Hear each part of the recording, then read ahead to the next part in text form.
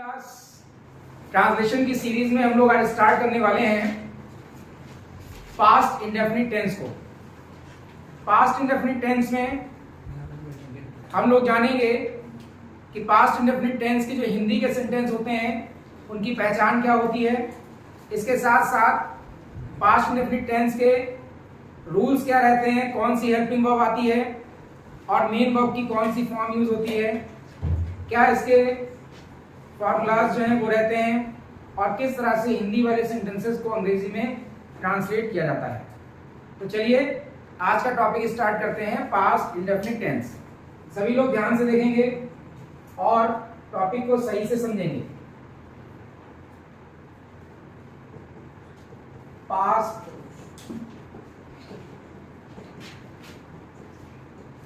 Indefinite tense Hindi में कहते हैं भूत अनिश्चित काल। क्या बोलते हैं? भूत अनिश्चित काल। पास्ट इंडेफिनिट टेंस भी बिल्कुल प्रेजेंट इंडेफिनिट टेंस की तरह से ही इसको भी पढ़ा जाएगा। देखिए, सबसे पहले हम लोग जानेंगे कि आखिर इसकी पहचान क्या होती है। तो पास्ट इंडेफिनिट टेंस की अगर पहचान की बात करें तो इस काल के हिंदी वाक्यों के अंत में, इस काल के हिंदी, अभी कोई नोट नहीं करेगा, केवल समझेंगे, हिंदी वाक्यों के अंत में ता था,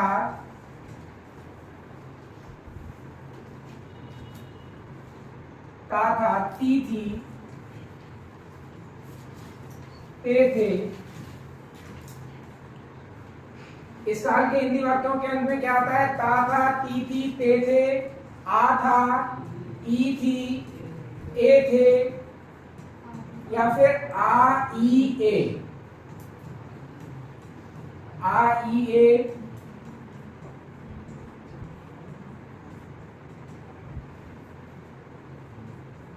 इत्यादि शब्द आते हैं। तो पास्ट इंडेफिनिट टेंस की अगर पहचान की बात की जाए तो क्या होगी पहचान? इस काल के हिंदी वाक्यों के अंत में क्या आता है? ता था, ती थी, ते थे, आ था, ई थी, ए थे, आ ई ए इत्यादि शब्द आते हैं। एग्जाम्पल देख लेते हैं। यहां पर हम लोग 4 एग्जाम्पल देखेंगे। नंबर 1,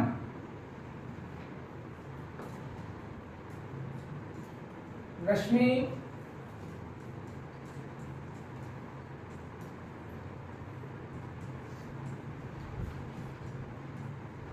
प्रतिदिन विद्यालय जाती थी। मैं कानपुर गया था।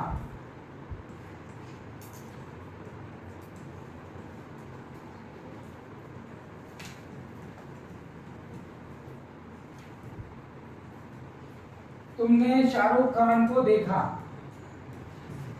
ठीक है, मतलब मुश्किल से देख पाते हैं लोग, अब आप यहाँ पे देख लीजिए।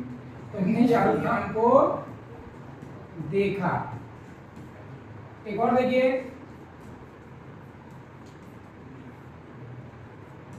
कोमल ने गाना गाया। तो हम देख रहे हैं 4 सेंटेंस दिए गए हैं। पहला सेंटेंस क्या लिखा है? पहला लिखा है रश्मि प्रतिदिन विद्यालय जाती थी, इसमें क्या है? ती थी। फिर लिखा है मैं कानपुर गया था, यानी कि आ था। तुमने ताजमहल को देखा, आ रहा है, और कोमल ने गाना गाया, यानी कि इसमें भी आ रहा है। तो हम देख रहे हैं पहचान जैसे ही आप करेंगे तो पहचान जाएंगे कौन सा टेंस है। ये हमारा पास्ट इंडेफिनिट टेंस है। अब ये जो पास्ट इंडेफिनिट टेंस के हमारे सेंटेंस होते हैं, इनको बनाने के कौन से रूल्स होते हैं उनको भी समझ लीजिए। रूल्स फॉर ट्रांसलेशन, यानी कि अनुवाद के नियम। अब अनुवाद के कौन कौन से नियम होते हैं जरा समझिएगा। सबसे पहली चीज, चाहे सब्जेक्ट एक वचन हो या बहुवचन हो, प्रत्येक कर्ता के साथ, इसके साथ में प्रत्येक कर्ता के साथ में क्या लगाते हैं? वर्ब की सेकंड फॉर्म। और निगेटिव वाक्यों में क्या आता है? डिड नॉट प्लस वर्ब की फर्स्ट फॉर्म आती है।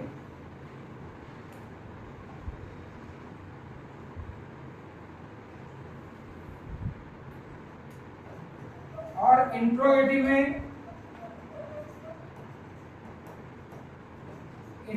में क्या होता है, डिड को सब्जेक्ट से पूर्व लिखते हैं। देखिए ये हम पढ़ चुके हैं कि इंट्रोगेटिव सेंटेंस कैसे होते हैं, उनके कितने प्रकार होते हैं, कैसे बनाया जाता है, ये हम सब पढ़ चुके हैं प्रेजेंट इंडेफिनिट में। आज हम पढ़ रहे हैं पास्ट इंडेफिनिट टेंस को। पास्ट इंडेफिनिट टेंस में देखिएगा सबसे पहली चीज जो हम जानेंगे वो है फॉर्मूले की। सबसे पहले आता है सब्जेक्ट। क्या आता है? सब्जेक्ट, चाहे एक वचन हो या बहुवचन हो, क्या आएगा? वर्ब की सेकंड फॉर्म। उसके बाद क्या आ जाएगा? ऑब्जेक्ट। अगर हमारा सेंटेंस निगेटिव है तो पहले क्या आएगा? सब्जेक्ट आएगा, उसके बाद में डिड नॉट आएगा, और डिड नॉट के बाद में वर्ब की फर्स्ट फॉर्म आ जाएगी। डिड नॉट प्लस वर्ब की फर्स्ट फॉर्म प्लस ऑब्जेक्ट। अगर हमारा सेंटेंस इंट्रोगेटिव है, कैसा है? प्रश्नवाचक है, क्या से शुरू हो रहा है? पहले टाइप का है। तो आप सब लोग जानते हैं पहले टाइप में क्या आएगा? सहायक क्रिया डिड, उसके बाद में सब्जेक्ट, वर्ब की first form plus object plus question mark. और अगर हमारा सेंटेंस आता है इंट्रोगेटिव सेकंड टाइप का, यानी कि दूसरे प्रकार का। इंट्रोगेटिव दो तरह के होते हैं, एक तो क्या से शुरू होते हैं, उन्हें फर्स्ट टाइप के बोला जाता है। फर्स्ट टाइप वालों में डिड पहले आ जाएगा। एक होते हैं सेकंड टाइप, जो इनमें कोई क्वेश्चन वर्ड बीच में आता है। उनमें क्या करते हैं? उनमें हम लोग क्वेश्चन वर्ड को पहले लिखते हैं। तो देखिए अगर दूसरे टाइप का है तो पहले क्या आएगा? क्वेश्चन वर्ड, क्वेश्चन वर्ड के बाद में डिड, डिड के बाद में सब्जेक्ट, सब्जेक्ट के बाद में वर्ब की फर्स्ट फॉर्म, और उसके बाद में ऑब्जेक्ट प्लस क्वेश्चन मार्क। तो ये हमारा फॉर्मूला हो जाएगा। इसके बाद में हम लोग एक सेंटेंस को देख लेते हैं कि किस तरह से इसको हम लोग बनाएंगे।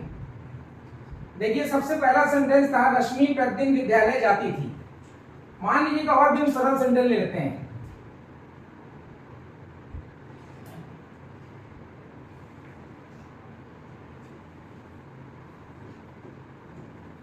मोहन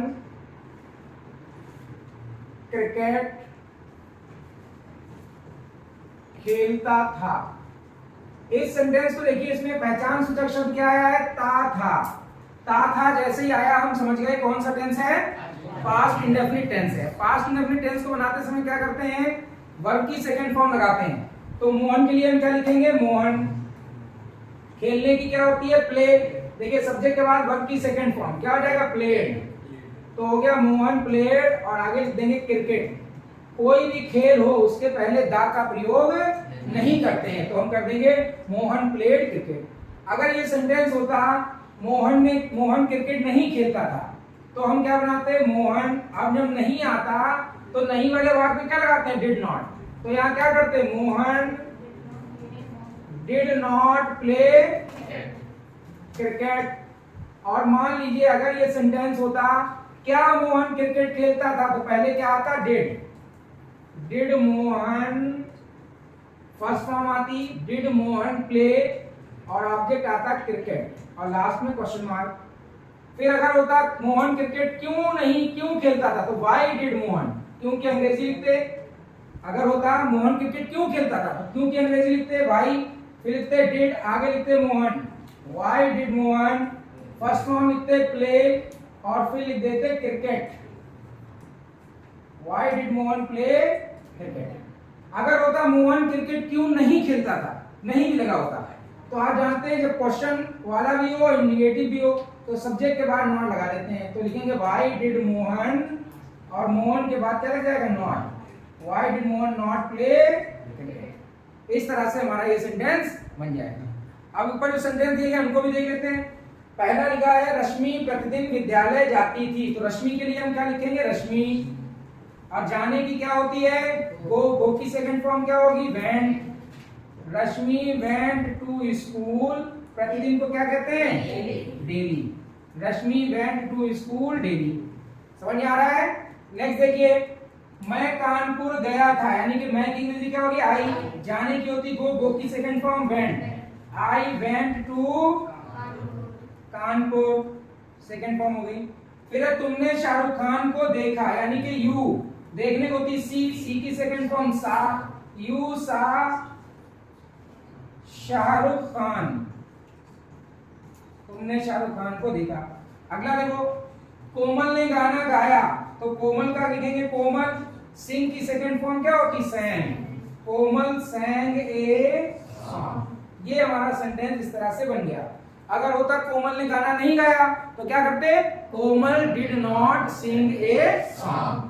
क्या कोमल ने गाना गाया, did Komal sing a song. Komal ने गाना कैसे गाया, हाउ डिड, तो लिखेंगे how did Komal sing a song.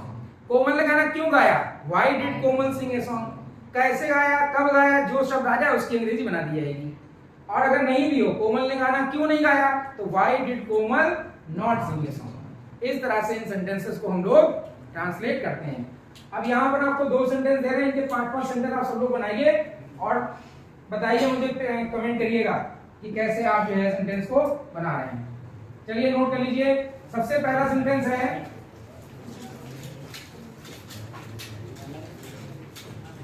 माली ने बाग में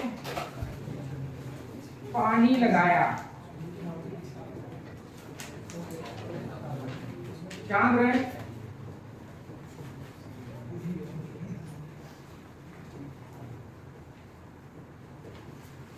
माता जी ने कहानी सुनाई। इन सेंटेंसेस को